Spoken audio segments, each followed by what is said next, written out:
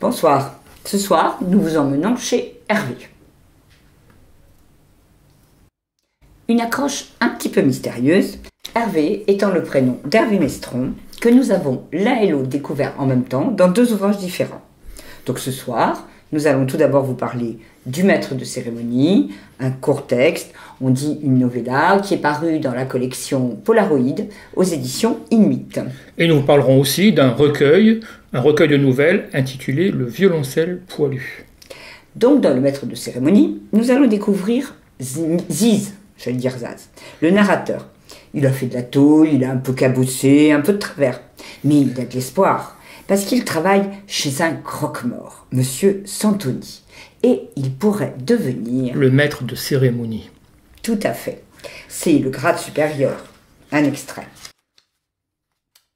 Maître de cérémonie, c'est le job où, durant les obsèques, c'est toi qui diriges les opérations, qui s'adressent au public, à la famille. Tu parles du défunt comme de quelqu'un qui aurait pu être ton ami.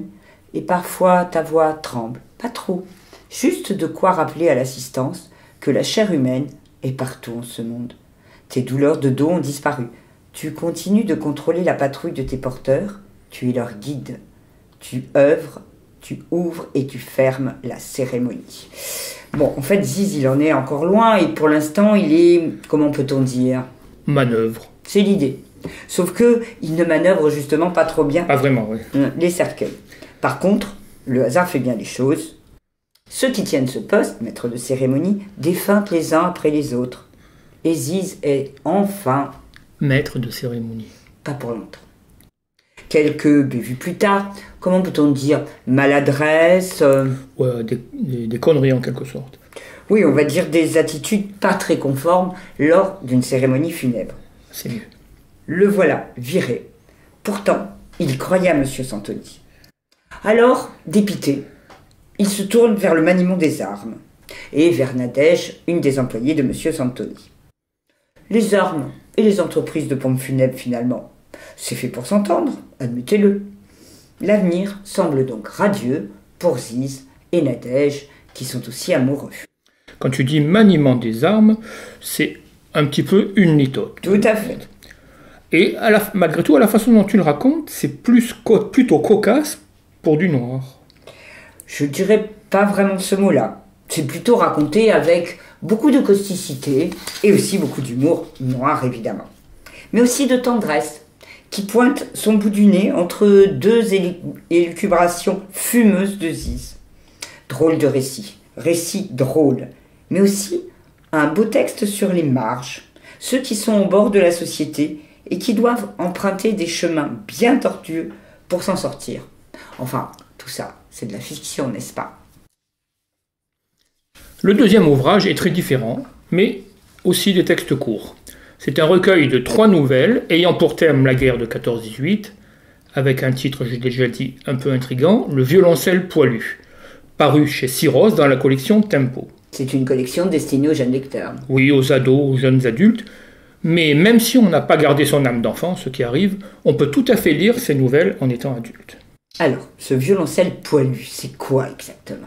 D'abord, c'est le titre du recueil et de la première nouvelle. Maurice, un musicien, est appelé au front au début de la guerre de 14.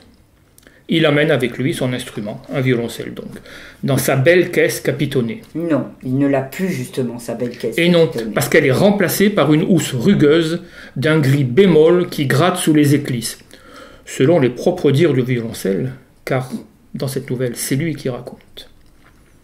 Et le violoncelle, cette guerre, il va nous la raconter. Sa guerre, celle de Maurice surtout. Sa vie dans les tranchées, après les beaux salons ou les belles salles de concert. Maintenant, ce sont les atrocités et les actes de bravoure. Et ce violoncelle, à part parler, il fait encore de la musique? Il en a envie, bien sûr, mais ça va être difficile. Mais oui, il va y arriver.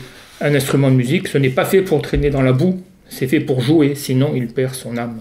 Belle conclusion à cette première nouvelle. La deuxième nouvelle, donc? Un ton très différent. C'est un garçon qui raconte l'histoire de son grand-père. Le grand-père, il a 93 ans. Ça semble un record pour le gamin. C'est carrément un fossile, en fait. Et, selon les propres mots du gamin, un fossile. Mais le gamin, lui, le fossile, il l'écoute. Et même mieux, il note tout ce que lui raconte son grand-père de cette guerre. Il l'appelle le journal de Papy. Et alors, qu'est-ce qu'il lui raconte, ce Papy? Eh bien, le Papy lui raconte sa guerre, mais il est né en 1915, donc évidemment, il était jeune. Et donc, c'est la guerre qu'il raconte avec son père qu'il n'a jamais connu. Il y a aussi un gros secret qu'à quelques jours de mourir, il ose enfin révéler. Et on va passer, sans transition, dirons-nous, à la troisième nouvelle, évidemment toujours sur la guerre 14-18. Oui, mais cette fois-ci, la nouvelle est racontée du point de vue d'un fusil. Mais pas n'importe quel fusil. Non, un vieux fusil à baïonnette de la guerre de 14, justement. Un fusil qui a pris sa retraite dans un musée. On va finir juste par un court extrait pour vous donner envie de découvrir les aventures de ce fusil. C'est bien la première fois que je vais prendre la voix d'un fusil. Je me réveille en sursaut avec l'arrivée des classes d'enfants. De l'air pur, du chahut. Autant je crains les spécialistes de la guerre, les historiens, les chercheurs qui m'observent comme si j'étais une souris de laboratoire, autant j'adore les gosses. Ces gosses d'aujourd'hui, dont l'innocence des regards suffit à me faire oublier mon passé de tueur en série. Quelle belle conclusion. Bonsoir. Bonsoir, bonne lecture.